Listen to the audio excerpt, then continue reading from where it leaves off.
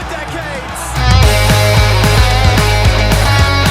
Julia Grosso from Vancouver to win it for Canada. Canada came. Canada conquered.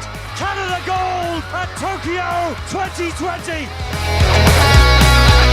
You're listening to the Northern Football Podcast, your home for everything Canadian soccer, with Brendan Dunlop, Alex Gangué-Ruzic, and here's your host, Ben Steiner.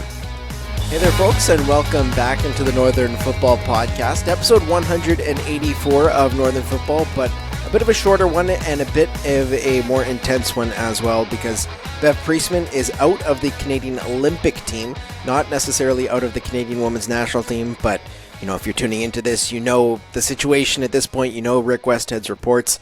It has not been a pretty 48 hours for the Canadian women's national team, and they won. They won their opening game. Everything went well from that point of view.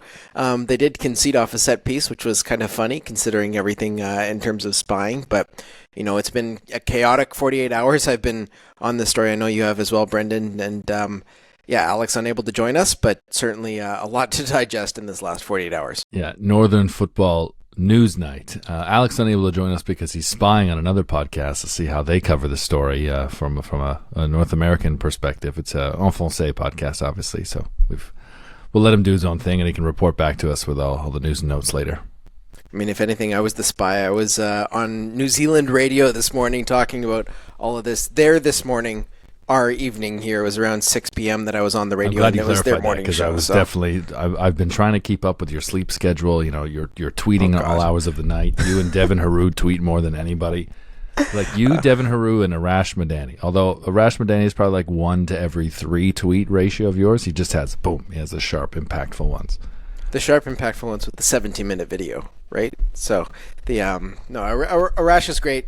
Devin's great, and been working with Devin a bit now that I've joined the CBC team as well, and that's certainly exciting to be on the CBC Olympics team for part of these Paris games.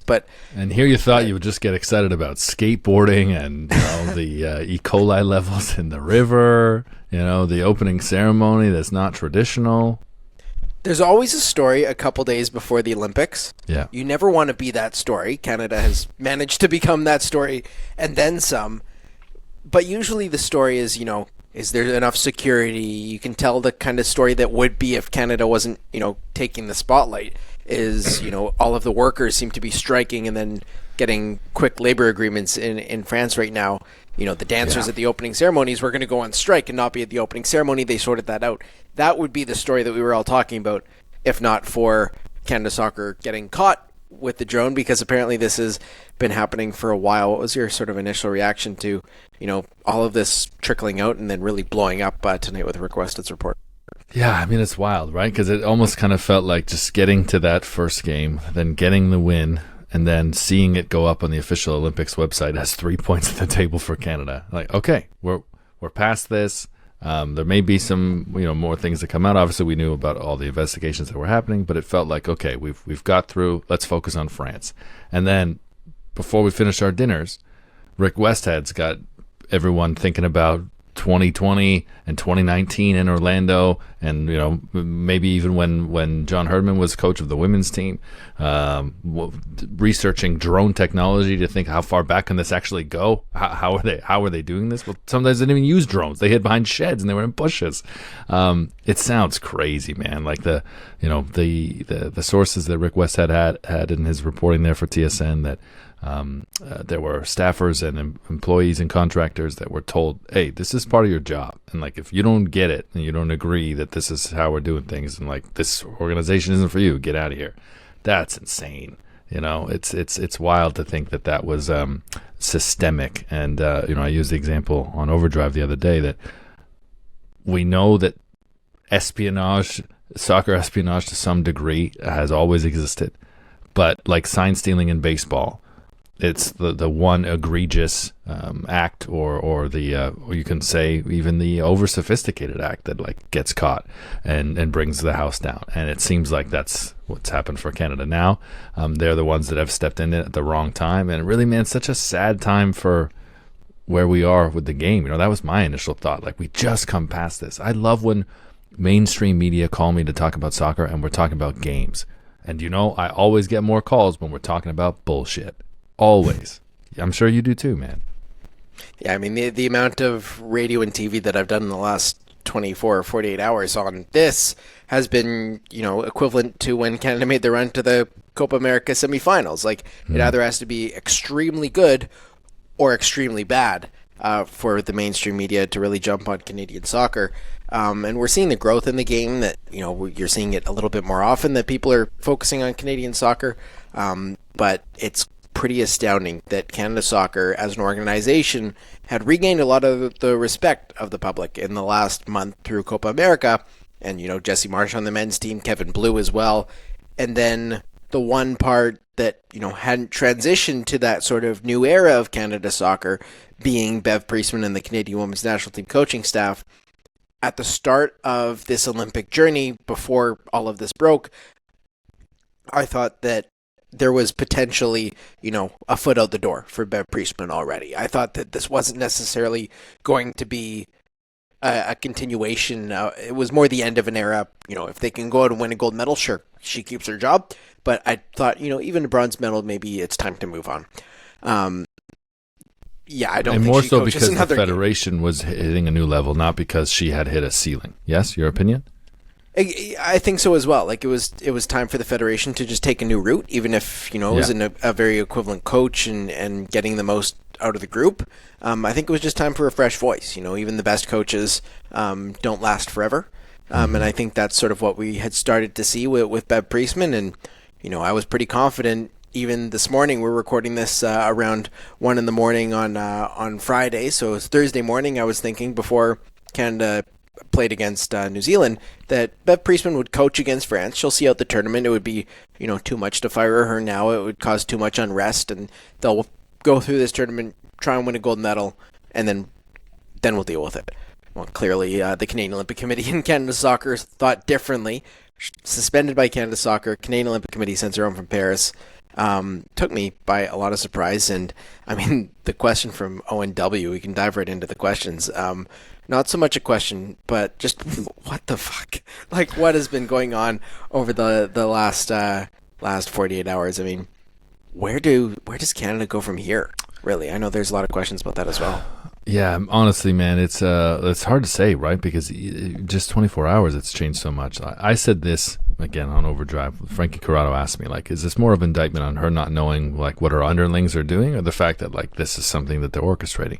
I'm like, look, there's always some type of surveillance, but it's the level of the system that I think is the real problem. I'll say this about Canada Soccer and the COC. I also said on Overdrive that I think you can, without firing her, you could do something like remove her for the group stage. Okay, she can't coach in the group stage. If they make it past, then she gets to come back. Like, to me, that's a significant measurement. That's not losing your job. I do think that there's like the level of cheating has to be. There has to be a measurement here, right? Like, it's like, what are we talking about? Okay, they spied on a couple of practices. It's not like they weren't drugging opposing players. They weren't kidnapping opposing players. To me, the severity of the punishment has to like match the crime, right? And to me, this level of crime is still a minor level. But the COC and Canada Soccer responding very immediately to remove Bev Priestman. And I do kind of agree. If it was her choice to not coach against New Zealand, I agreed with that. And now I don't think it was her choice. I think she was told, look, you're not coaching again. Like, just get back on a plane and get out of here, and we'll figure it out when the dust settles. We only have to look south of the border to realize that there was a coach in what seemed like a very untenable position, and the powers that be thought he was the right guy to put back in the job, that being Greg Berhalter. Now, it didn't work out for Greg Berhalter, but I do think that there's a reality here where Bev Priestman is still coaching after these Olympics. But how they resolve all of this, and to be honest, now I'm thinking, like, what else is there? It's not so much just like, okay, how do we deal with the consequences now, and what are the legalities, and what does it mean? Will the IOC come out and say, okay, look, we're not going back and we're not stripping medals, or are we going to wait for that until these games are over and we still have that cloud hanging over our head? How, what will the legalities be? They could drag these out for decades, right? Now I'm thinking like, what else is in, what other skeletons are in the closet that we're fearing, right? That's where I'm thinking. And we'll go to a question from Jay on the Spot 12. What do you guys think of the broader consequences of this scandal in terms of sponsorship and donations? I feel at this point that CSB is paying more than those rights are worth right now. So much instability over the years. Certainly doesn't help with wanting to, broadcast these teams and having the focus of Canadian soccer being on you.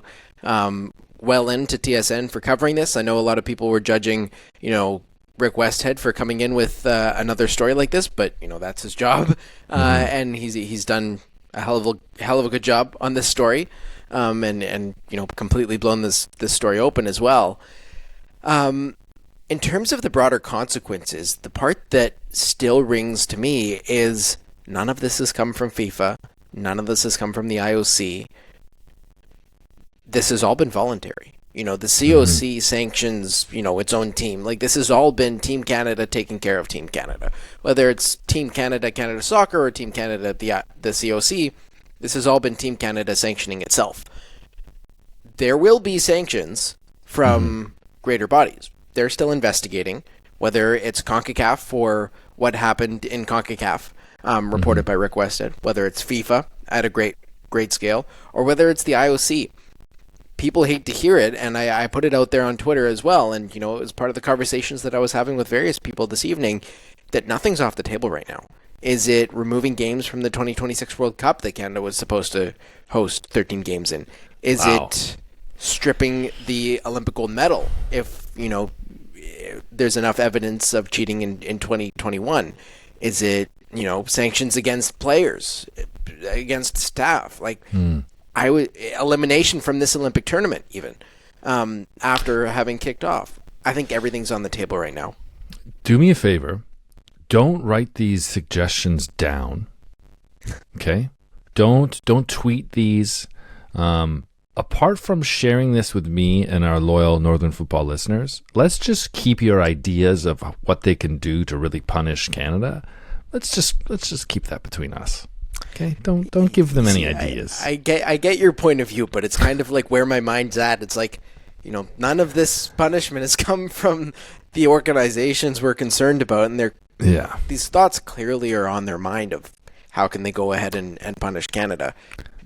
Well, yeah, and this is kind of why I like the swift action from Shoemaker and from Kevin Blue to look like they are delivering some type of, not heavy hand, but like immediately, responding to take care of their own mess.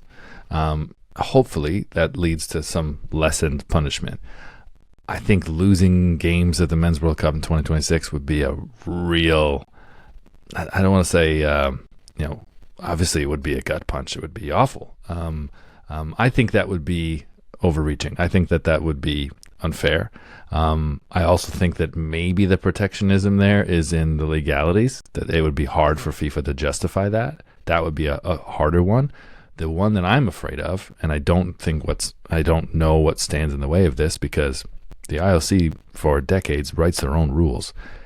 I'm more afraid of them saying they're stripping 2020. I think it's very possible, especially with all of the protocols and the cost that went around Tokyo, that they could say, we had all this in place and you still were cheating under this, which means you actually were violating COVID protocols, you were violating security protocols, you were violating safety. Beyond the cheating part of it, you were violating the operational protocols that everyone was mandated to be under. That's where I think Canada Soccer has to be worried, and the program maybe has the biggest fear, because I do think it's possible that they look at stripping the medal.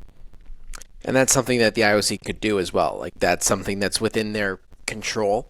They write the rules, man. Exactly. You were telling it to me, and I learned from that in these last 24 hours as well, that, if they strip the medal, I mean, a lot of people have been discussing it, but if they strip the medal, I think it's probably one of the worst Canadian sporting moments in the history of Canadian sport. People are talking Ben Johnson, that probably rises to the level of Ben Johnson if they lose the medal, I'd say. 100%. I mean, it's equal to Ben Johnson if they lose the medal. That I don't think that the crime is equal. I don't think that the situation is equal. That's what's crazy. But the consequence would be right up there, man. It would be devastating. And I you asked me earlier, what's my first thoughts? I've thought a lot about the people that have put a lot of work into getting Canada Soccer and the game in this country, the program to the level that it's been over the last few years. And there's a lot of people that have poured their heart and soul into this and got it to places that was unimaginable for all of us for a long, long time. So to see that tarnished, to see all the haters and all the wolves come out now, and man, there's been some real good memes from Americans that piss me off because they're just clever. They're so good. Stu Holden had a great one about some Chinese drone. Oh man, there's some good ones out there.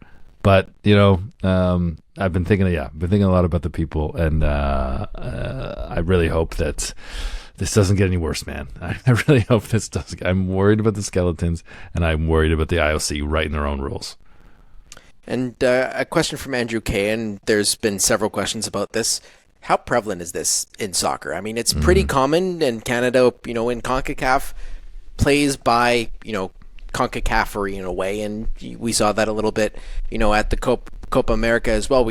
Not that Canada was spying at the Copa America. I don't think Jesse Marsh has even, thought of this. I can't even imagine what he's thinking right now, seeing all of this, having recently signed on to the project on the men's side. And I don't think that this has happened under his watch, and I know there's been other questions about that. But, it wasn't that nice Canadianness. It was, that little bit of edge that Jesse Marsh had talked about. The edge shouldn't have been cheating, as they have been doing through the drones. But how prevalent is this in soccer? Of course, you've watched the global game for years. Yeah, I mean, there's always, recon, some type of espionage, it's always existed, right? I can only go by what's publicly out there, and then some of the stories that I've heard, of suspicions, right? These are all, everyone thinks something's going on. As I say, like Major League Baseball, we all believe that there was a wide array of sign stealing, but no one could really pinpoint what it was until the Astros really stepped in it and were just so blatant with it and got caught in what was a very intricate and complicated and successful system for them. Alex Ferguson talked in his book, one of his books, about there were times where a player he felt wasn't going to make it, particularly a young player, but someone that was close to him, someone that he believed in, he just didn't think he was right for United. He would transfer them to a club where he felt he could get information out of this player. So he would transfer them to a team that was a challenger, and then he would always tap this person up, and he was always acting like he was his best friend, maybe even flirt with saying they were bringing him back to United, so he could always ask about what was going on at the club. And I've heard a lot of stories about even some teams that would send certain girls to a bar to get information out of who's starting, who's playing the next day, to get an edge that way. There's always something. It's the video spying and the drone spying that is both hilarious and seems insane at the same time. But I do feel like there's a lot of different ways to do this that we'll never hear about.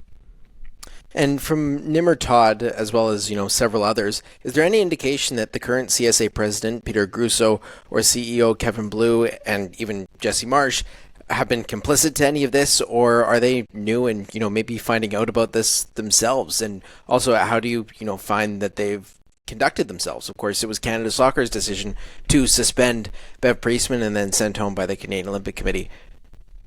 Yeah, I mean, everyone, I think a lot of people have watched Succession. You've watched Succession or no? Of course.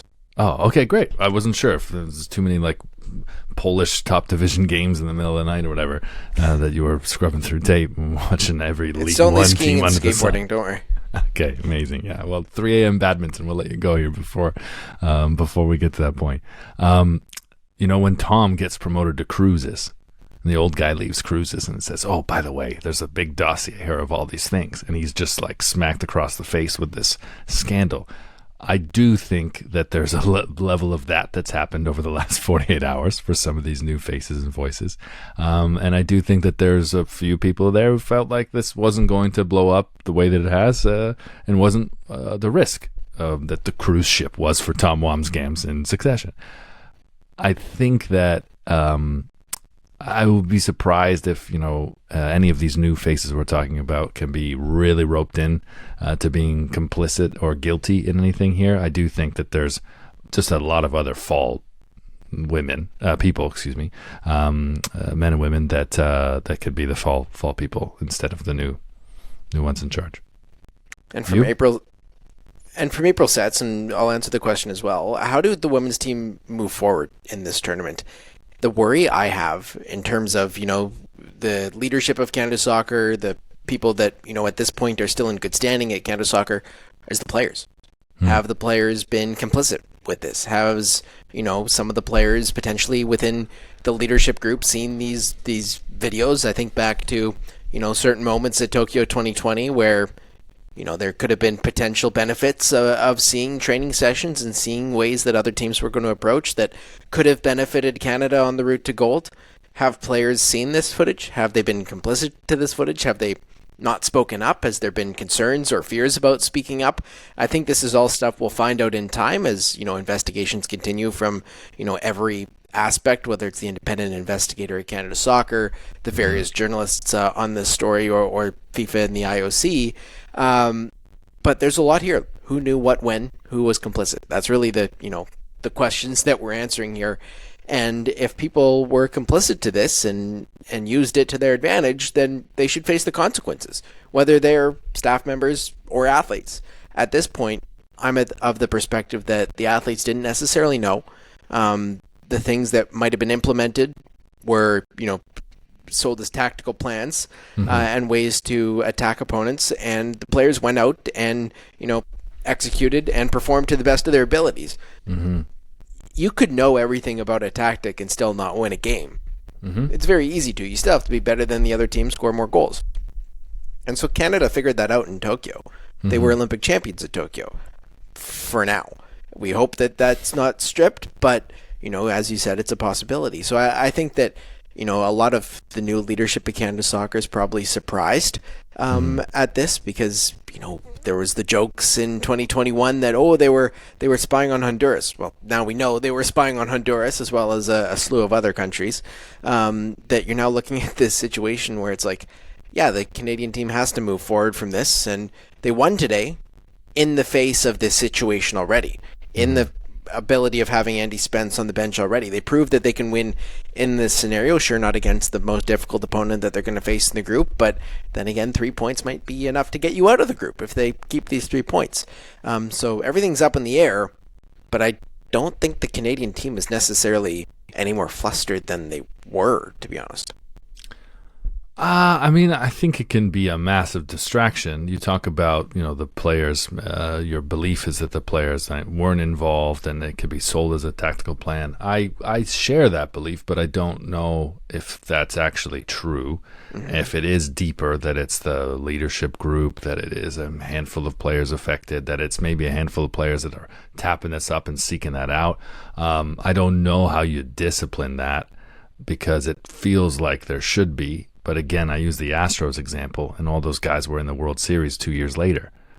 So it's really hard to say. There was AJ Hinch got booted out of his job, and Alex Cora lost his job, and okay, there was a few, but those guys were back working pretty quick.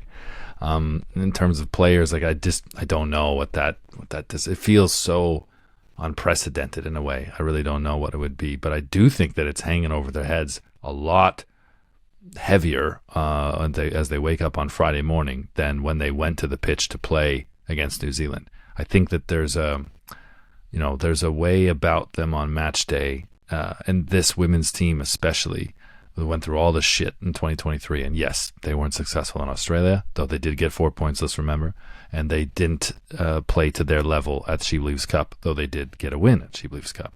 They are able on the day to push aside the insane mental obstacles that they are unfairly forced to deal with.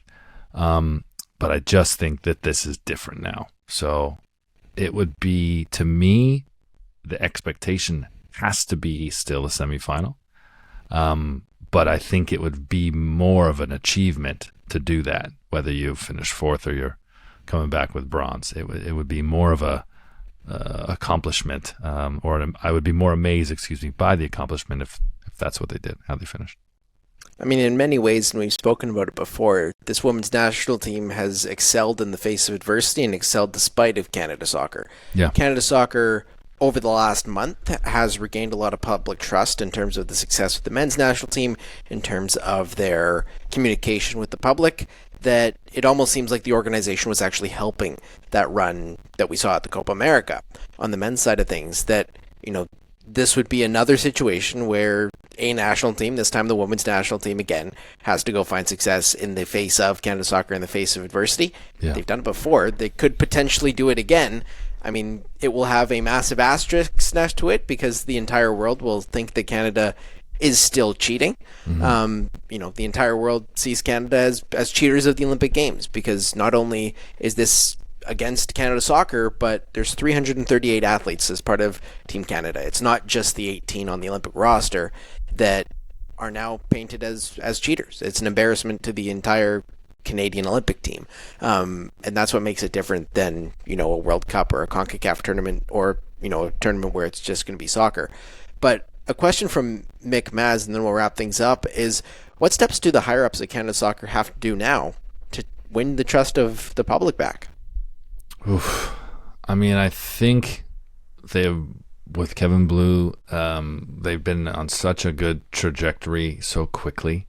I think if they just stick with that, it'll still surprise people. I mean, you put games in stadiums in Canada, that'll do it. You make the game more accessible, both with affordable tickets, let's say, with more games, with more youth camps, and an investment in the youth programs that I think a lot of people who are either involved as players or as families or working in the ecosystem feel like that's been neglected by the powers that be for a long time.